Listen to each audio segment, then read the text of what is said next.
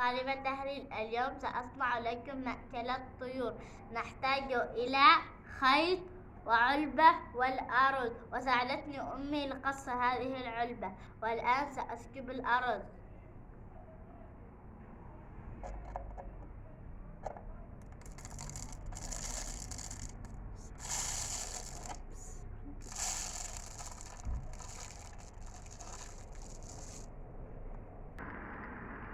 والآن سأعلقها على الشجرة.